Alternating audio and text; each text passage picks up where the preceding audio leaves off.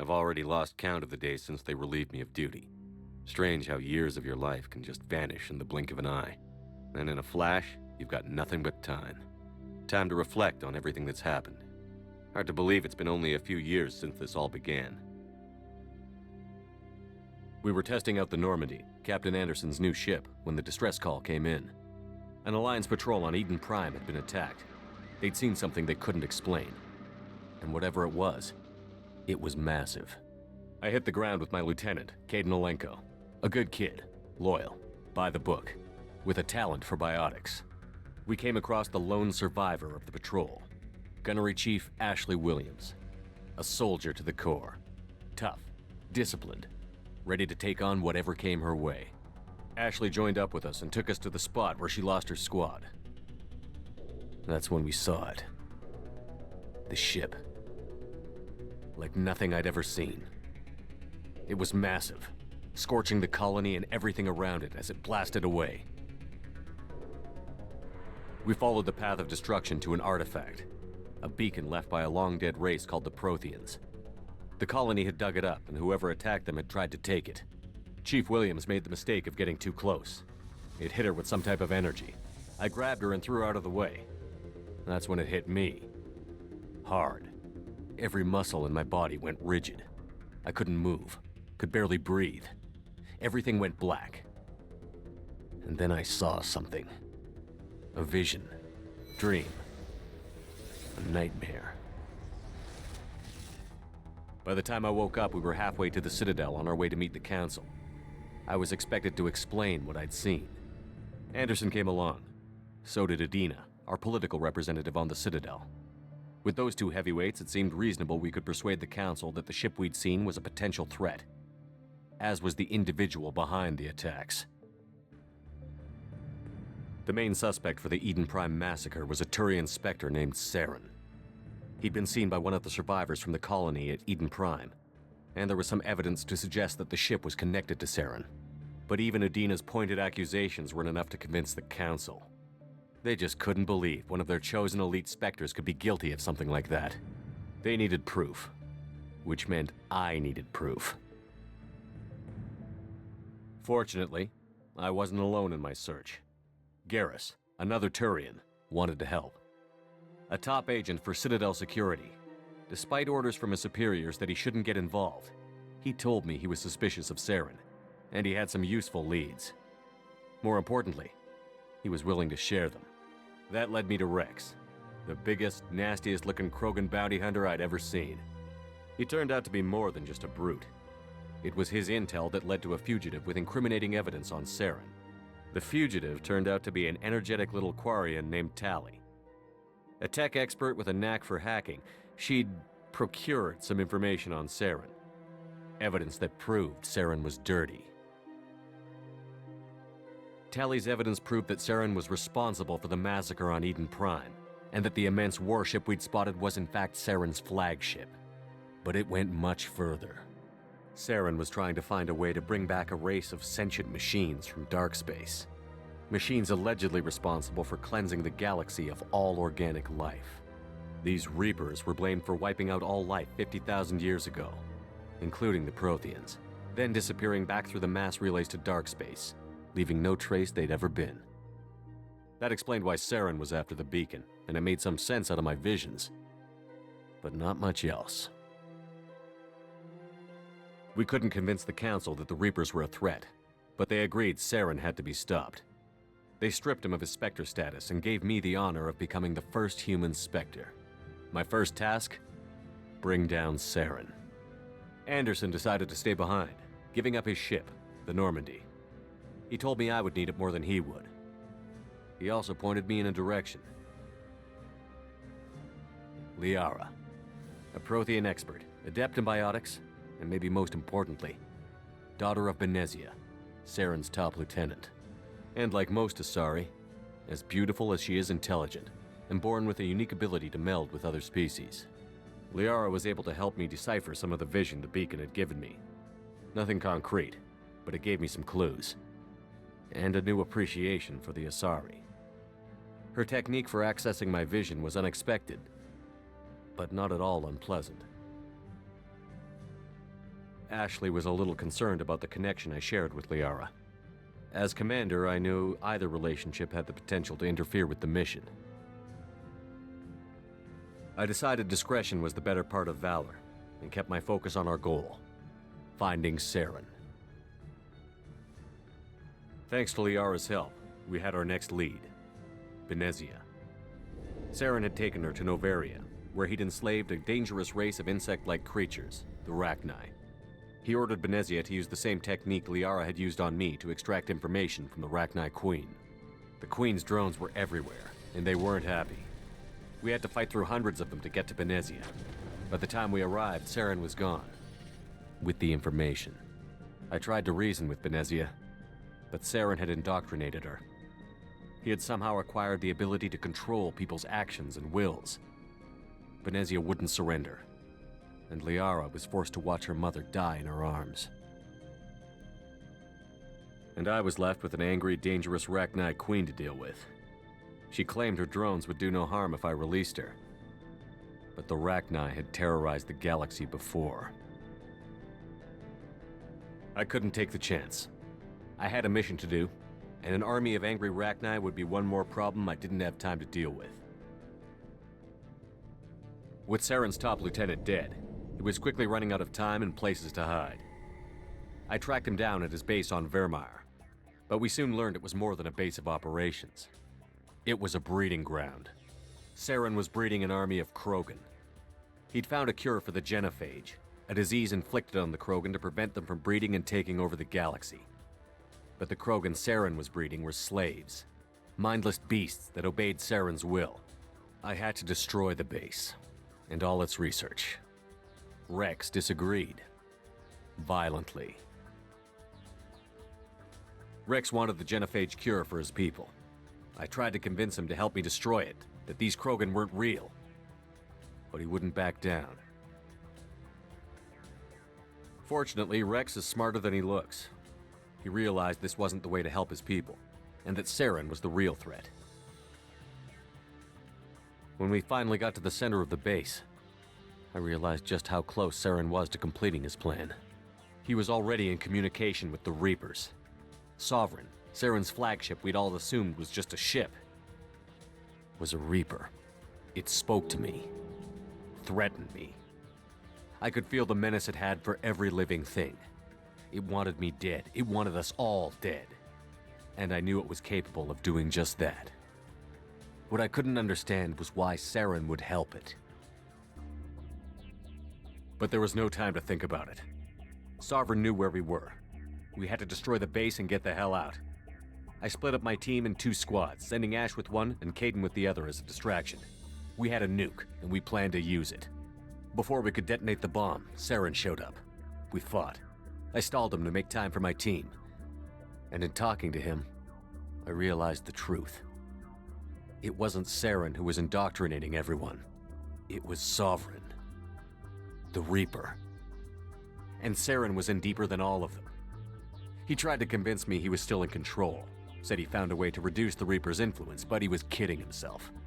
Or believing the lies Sovereign was telling him. Before I could convince him to stop, he ran, leaving me just seconds to extract my squad mates. I tried, but I wasn't fast enough. I could only save one of them. Kaidan was a good man, and a great soldier. But I had to choose, and I chose Ash. That was the last time Saren would slip away from me. I knew then, the next time we met, one of us would die. With my team mostly intact, we chased Saren and his army to Ilos, a long-lost planet that had once belonged to the Protheans. As we prepared for what we knew would be a desperate fight, I spoke to my crew. We were just one ship, against Saren's growing army. I assured them all that despite the odds, we could defeat him. I'd never tell anyone, but I had my doubts. Leaving Kaidan behind had hardened my resolve, but revealed a soft spot in my defenses. How many more friends and allies would I be willing to sacrifice in order to stop Saren? We arrived on Ilos, close behind Saren. Once on the planet, we discovered a Prothean databank that helped me put the final pieces of my vision together. The Reapers had come 50,000 years ago, and every 50,000 years before that, each time purging the galaxy of life. The Protheans had fought and died, like every species before them. But a few survived long enough to leave a parting gift. The Protheans had discovered that the Citadel was the key to controlling the mass relays. By sabotaging the Citadel, they found a way to close the relays to dark space, slowing the Reapers' return, giving us the time we needed to find a solution to stop the Reapers once and for all. Saren knew this. He was leading his army to take control of the Citadel and re-establish the relays to dark space, bringing the waiting Reapers here to destroy us all. We followed him to the Citadel. It was intact, but heavily damaged. He had caught the Council fleets by surprise, and they were only now regrouping. And with Sovereign as his flagship, there was little hope the fleets could counterattack with enough strength to take back the Citadel. But Saren was done running, and I was done chasing him. As the Alliance and Citadel fleets battled Saren's army outside, I cornered the Turian bastard in the Citadel tower and confronted him. He died believing that the Reapers would save him. As I fought to regain control of the Citadel, the Council's flagship, the Destiny Ascension, fell under attack. Despite Saren's death, Sovereign and Saren's army continued to fight. The Council was aboard the Destiny Ascension, and they were requesting assistance. But I knew in order to help them, I would have to put our human Alliance fleet in jeopardy. The Council could be replaced. The fleets were needed here and now if we were going to defeat Sovereign. Even with the Citadel back in my control, Saren defeated, and the Normandy leading the combined galactic fleet, the battle against Sovereign, a single Reaper, was relentless. It took the combined fleets of humanity and the other races, but in the end, Sovereign fell. But the costs were immense. While humanity's efforts in the war earned us our first seat on the Council, it was a hollow victory. The Reapers were still out there. I knew the fight was far from over, but as the one who'd led the fight against Saren, I was given new responsibilities. The choice of humanity's first counselor was left for me to decide. On the one hand, Udina, the lifetime politician. Ruthless and ambitious, he would easily navigate the political landmines that would soon be put in front of him. The other choice, Captain Anderson, the career soldier. Tough but fair, but a friend, and someone I could trust. Both great leaders in their own right. I didn't much like Udina, but sometimes you need a pit bull on your side. Someone willing to be the bad guy, for the sake of the greater good. The war was over. The threat had passed. In time, the Council would rebuild itself. The Citadel could be repaired.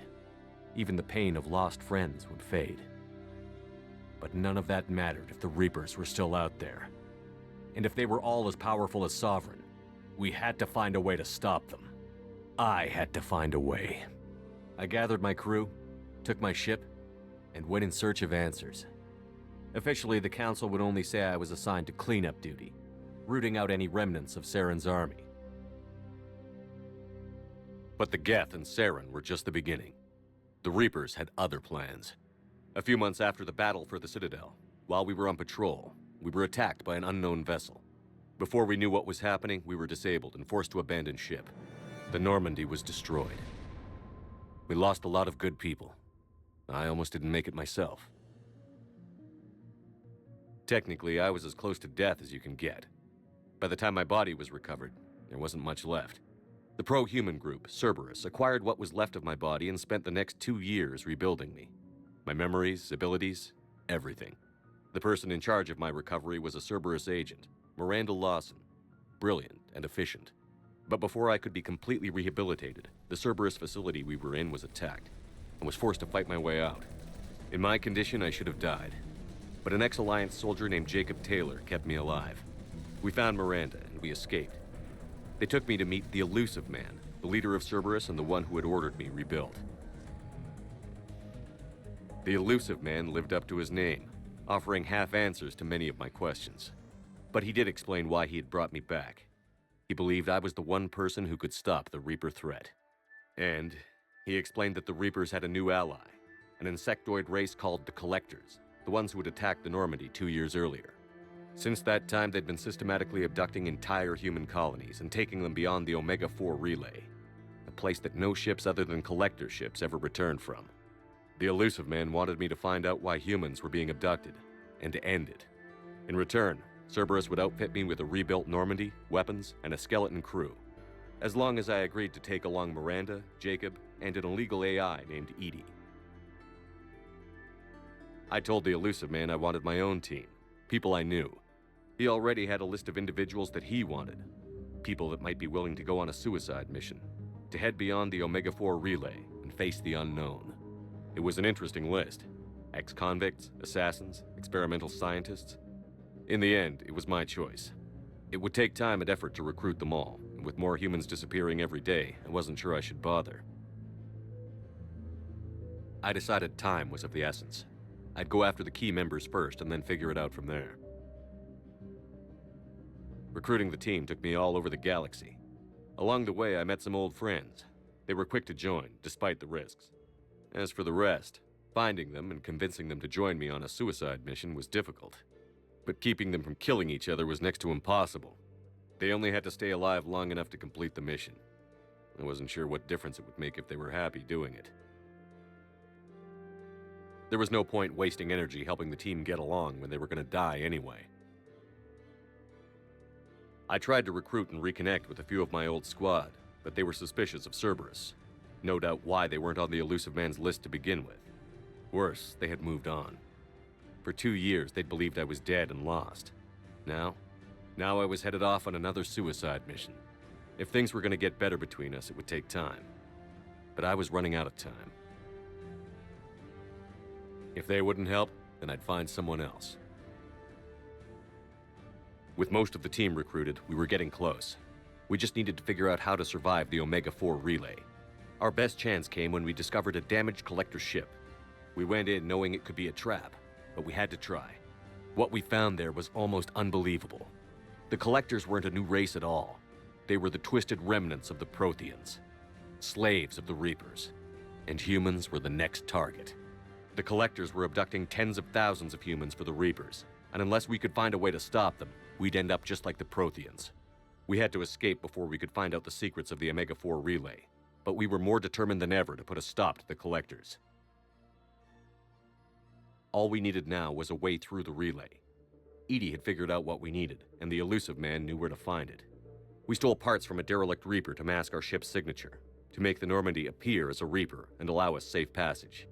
As soon as we had what we needed, Joker and Edie began testing. But while I was away on a mission with the team, the Collectors attacked the Normandy, determined to destroy it before we could finish the tests. Joker and Edie did their best to fight them off. They saved the ship, but the entire crew was abducted, taken beyond the Omega-4 relay. Jacob wanted to go immediately and rescue the crew. Edie and Miranda wanted more time to prepare before we attacked. We only had one chance to attack the Collectors. I knew we had to be ready before we went, even if it meant sacrificing the crew. I gathered everyone to go over the plan. We all knew this was likely a one-way ticket. The team was ready, but they were nervous. We knew this could be our last day together. We were scared and looking for reassurance. Some of us found it in each other. But I went to my cabin to be alone, to prepare for the attack, go over every detail. I had to make sure we were ready. The day of the attack, everything went as planned, at first. The Normandy made it safely through. As we scanned the wreckage of all the ships that had failed before us, we found what we were looking for. The Collector base. And guarding it, the ship that had destroyed the Normandy 2 years ago, and almost ended my life. But this time, we were the attacker. And the Normandy was equipped to deal with it. We took some damage, but destroyed the Collector ship, and made our way to their base. We knew the fighting inside would be brutal. The team was already depleted, and the others couldn't make up for them. Eventually, we made it to the heart of the base. To this day, I can hardly believe what we saw there. The collected humans had been dissolved, transformed and repurposed to create the frame for a new Reaper. A massive human Reaper abomination. We had no choice but to destroy it. The battle caused severe damage to the base, but we needed to destroy it completely. As I prepped explosives to finish the job, we received a message. The elusive man. He didn't want us to destroy the base at all. He wanted to preserve it. He wanted to study how the humans were transformed into the abomination we'd seen. To use the technology of the Collectors to help defeat the Reapers. I always suspected the elusive man had his own motives, but I couldn't agree with him on this. We had stopped the Collectors. We would find a way to stop the Reapers without sacrificing our morality in the process. We destroyed the base, completely, and escaped back through the Omega-4 relay. The mission was a success, but we paid a heavy price. We lost most of the team. The crew was killed before we could rescue them, but nobody died in vain. We stopped the Collectors, and we stopped the Reapers from creating their abomination. And we bought everyone just a little more time. If only there was more time. The Reapers are still coming. Every day a bit closer. I handed every piece of intel on the Collectors and Cerberus over to the Alliance brass. They're not sure what to make of it, but at least they're listening. I just hope they figure out what to do about it soon, before time runs out for all of us.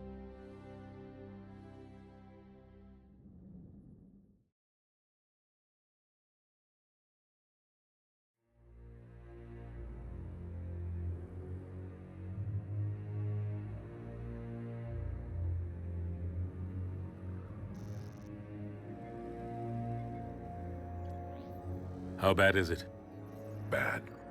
We just lost contact with two of our deep space outposts.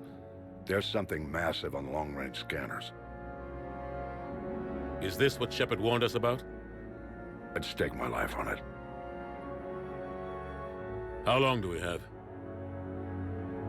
Not long. I sent word.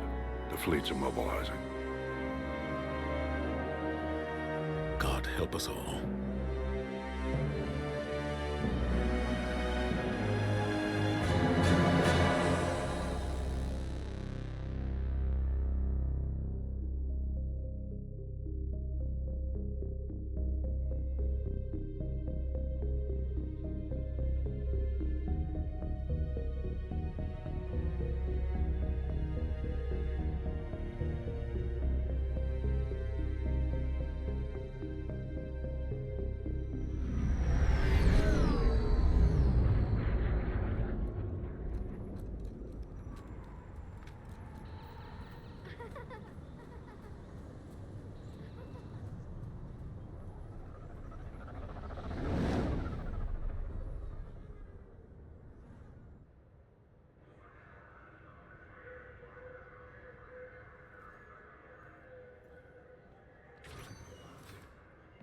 Commander. You're not supposed to call me that anymore, James. Not supposed to salute you either. We gotta go. The Defense Committee wants to see you. Sounds important.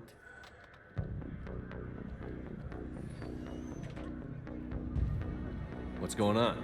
Couldn't say. Just told me they needed you. Now. Anderson? Admiral? You look good, Shepard. Maybe a little soft around the edges. How you holding up since being relieved from duty? It's not so bad once you get used to the hot food and soft beds. We'll get it sorted out. What's going on? Why is everyone in such a hurry? Admiral Hackett's mobilizing the fleets. I'm guessing word's made it to Alliance Command. Something big's headed our way. The Reapers? We don't know. Not for certain. What else could it be? If I knew that. It's the Reapers. And we're not ready for them. Not by a long shot. Tell that to the Defense Committee. Unless we're planning to talk the Reapers to death, the committee is a waste of time. They're just scared. None of them have seen what you've seen. You faced down a Reaper. Hell, you spoke to one, then blew the damn thing up. You've seen how they harvest us, what they plan to do to us. You know more about this enemy than anyone. That why they grounded me? Took away my ship? You know that's not true. The shit you've done, any other soldier would have been tried, court-martialed, and discharged. It's your knowledge of the Reapers that kept that from happening. That and your good word? Yeah, I trust you, Shepard. And so does the committee. I'm just a soldier, Anderson. I'm no politician. I don't need you to be either.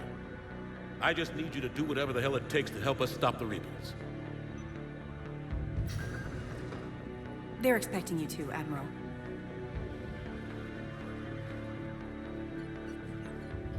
Good luck in there, Shepard.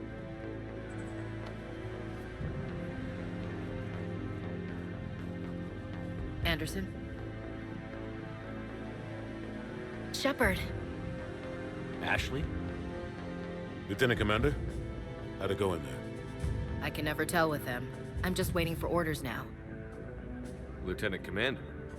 You hadn't heard? No. I'm a bit out of the loop these days. Sorry, sir. Didn't mean to keep you out of the loop. I'm sure you had your reasons.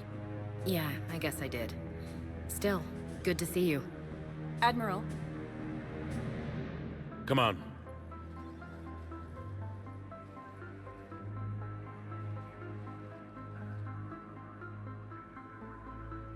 You know the commander? I used to.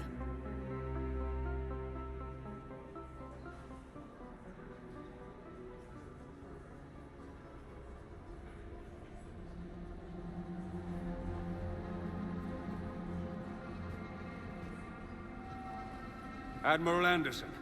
Shepard. What's the situation? We were hoping you would tell us.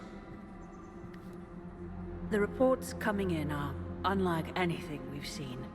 Whole colonies have gone dark. We've lost contact with everything beyond the Soul Relay. Whatever this is, it's incomprehensibly powerful. You brought me here to confirm what you already know. The Reapers are here.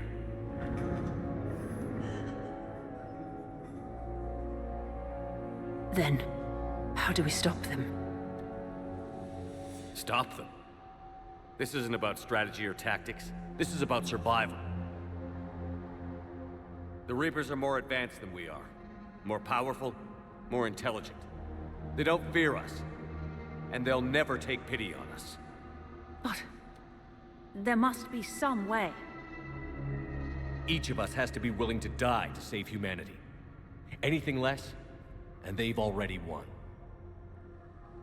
That's it? That's our plan? Admiral, we've lost contact with Luna Base. The moon?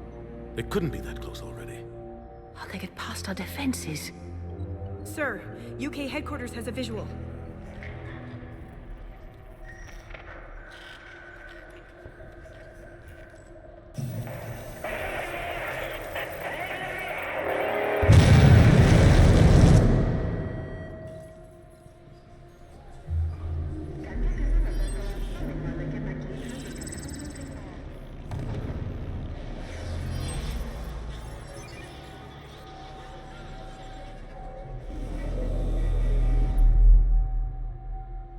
Why haven't we heard from Admiral Hackett? What do we do?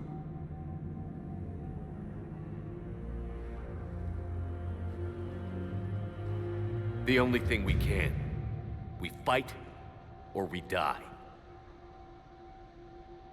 We should get to the Normandy.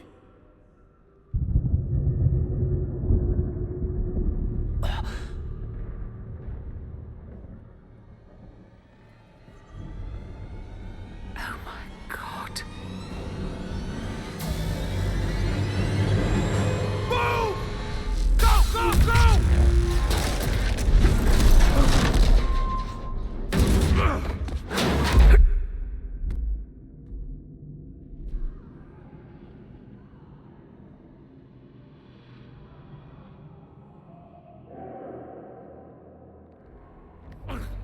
Shepard! Shepard! Shepard! Come on, get up. Here, take this. We've got to get moving. This is Admiral Anderson. Report in, anyone. Lieutenant Commander Williams, is that you? What's your status? I can't raise the Normandy. You'll have to contact him. We'll meet you at the landing zone. Anderson out.